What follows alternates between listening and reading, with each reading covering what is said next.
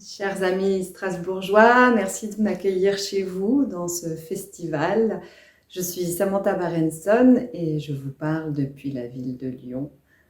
Actuellement, il y a un petit bourdonnement des travaux, pas très loin d'où je suis. Et donc, si vous entendez un petit bruit, on va essayer de l'intégrer au texte. C'est un texte sur la nage, un texte inédit. Brasse. Je nage la brasse. J'ai depuis longtemps abandonné le crawl qui m'obligeait à tourner la tête à droite, à gauche.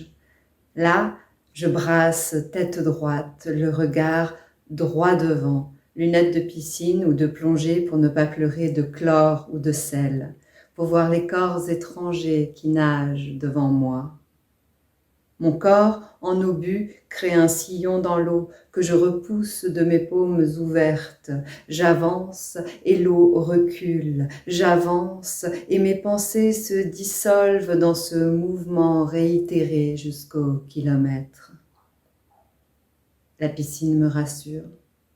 La mer m'attire et me fait peur à cause du requin, du film, terreur d'enfant à jamais résolue. En mer, j'ai besoin de l'autre, quelqu'un pour nager à mes côtés, une présence pour effrayer l'effroi. Avec toi, à mes côtés, je peux nager jusqu'à la borne rouge, nager vers l'horizon et revenir.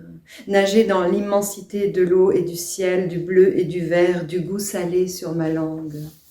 Je nage, je nage, je nage, avec ce goût qui me fait défaut au fond de l'hiver. Quand je sens qu'elle me manque et que je dis « j'ai besoin de voir la mer » et que lui, il prend le volant car je n'ai pas mon permis. Et puis un court texte de Textes épars aux éditions du Chapolaire qui s'appelle « Dans ma tête ». Dans ma tête, dans ma tête, il y a toujours du bruit, du mouvement, des idées, ce n'est jamais calme. Aussi, il m'arrive de ne pas entendre ce que disent les gens, les conversations, les questions, les réunions. Je suis dans ma tête, dans ma tête, dans ma tête pleine de bruit, de mouvements, d'idées. Dans ma tête, en conversation avec moi-même, jamais seul, jamais vraiment là.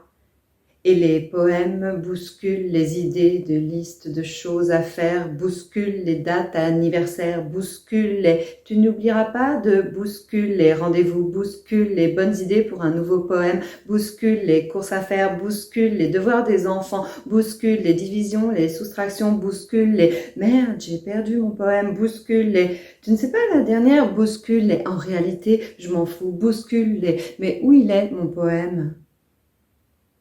Jusqu'au jour où, assise au bord de l'herbe, un coquelicot, silence, silence, fragile, calme, apaisant, silence, et le poème, enfin, est son silence.